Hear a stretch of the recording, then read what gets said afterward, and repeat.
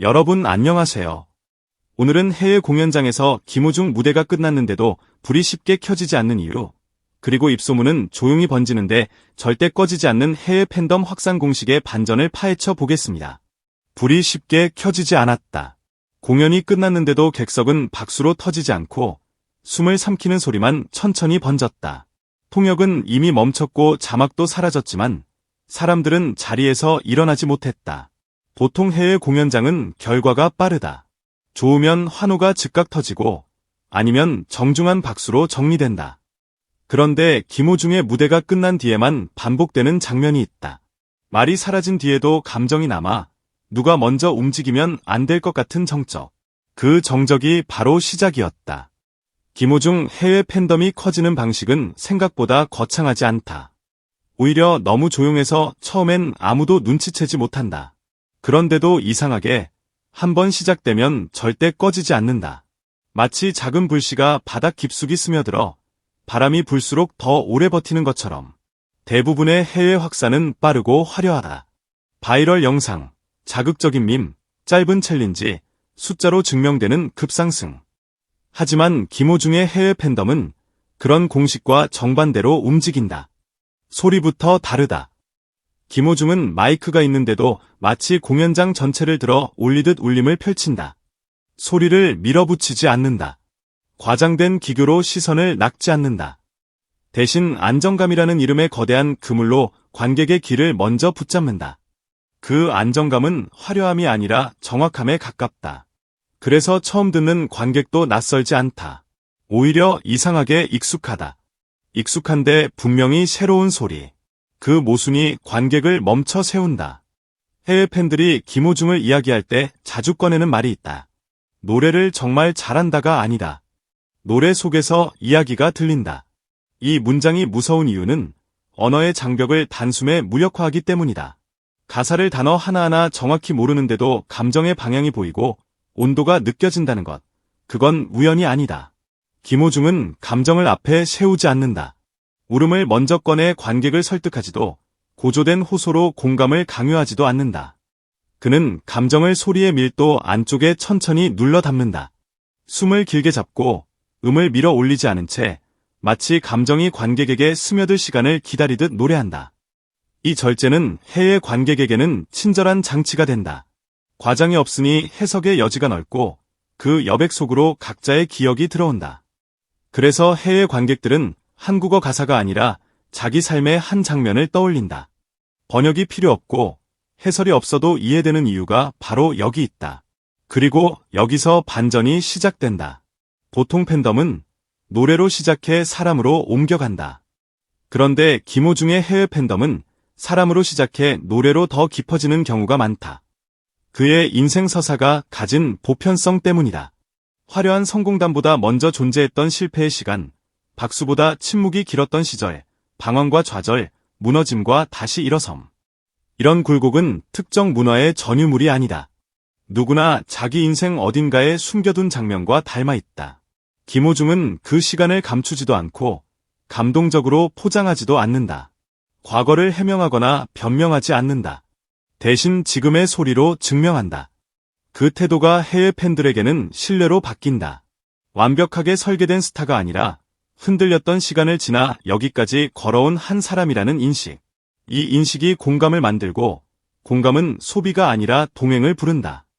김호중 해외 팬덤 확산 공식의 핵심은 숫자가 아니다. 감각이다.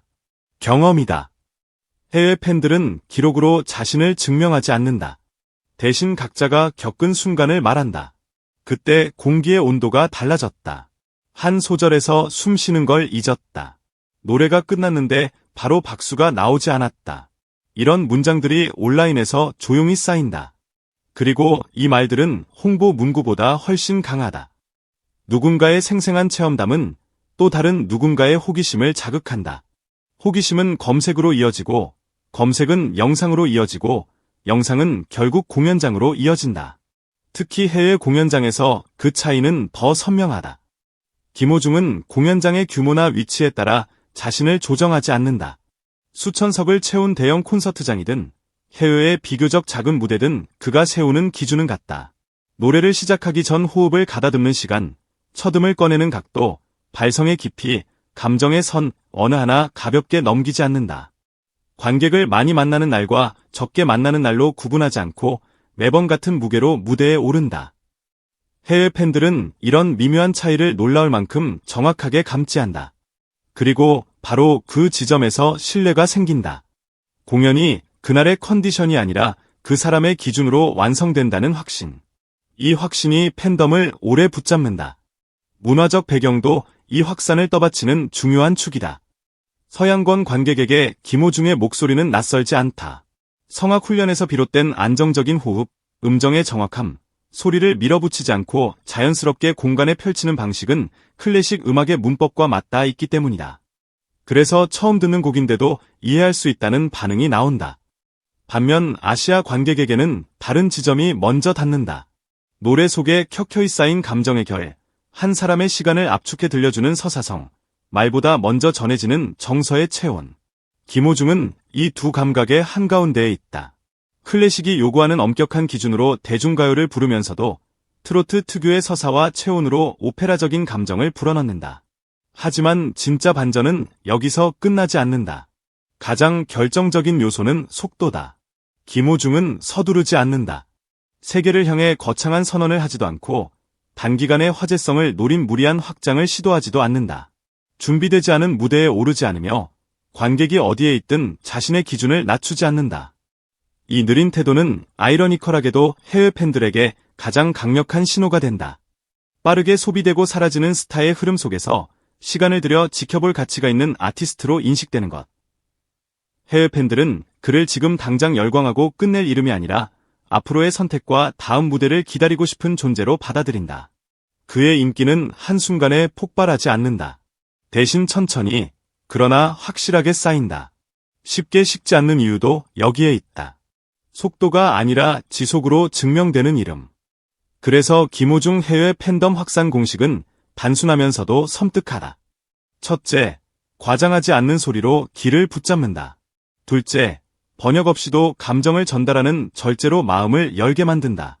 셋째, 성공만 내세우지 않은 인생의 굴곡으로 신뢰를 쌓는다.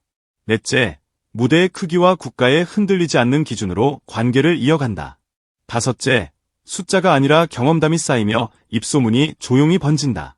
그리고 마지막, 그 모든 과정이 느리게 진행되는데도 한번 점화되면 절대 꺼지지 않는다. 이게 반전이다.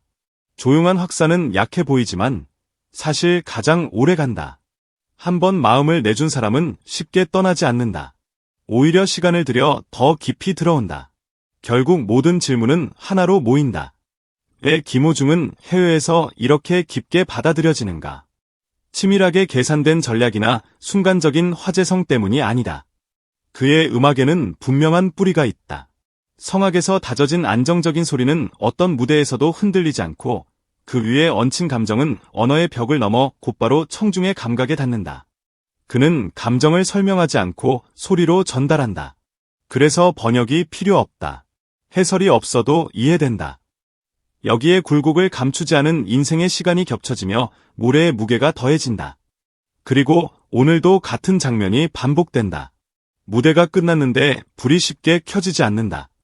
사람들은 자리에서 바로 일어나지 못한다. 누군가가 먼저 박수를 치면 깨질 것 같은 정적 속에서 관객은 자신도 모르게 숨을 삼킨다. 그 작은 숨이 온라인으로 옮겨가 문장이 되고 문장은 또 다른 관객을 데려오며 관객은 다시 그 자리에서 숨을 삼킨다. 그렇게 입소문은 조용히 번진다. 그런데 절대 꺼지지 않는다. 김호중 해외 팬덤 확산 공식의 반전은 바로 이것이다. 가장 조용한 방식이 가장 오래 남는 방식이라는 사실. 그리고 그 조용한 불씨는 지금도 공연장 어딘가에서 아무도 모르게 더 단단해지고 있다.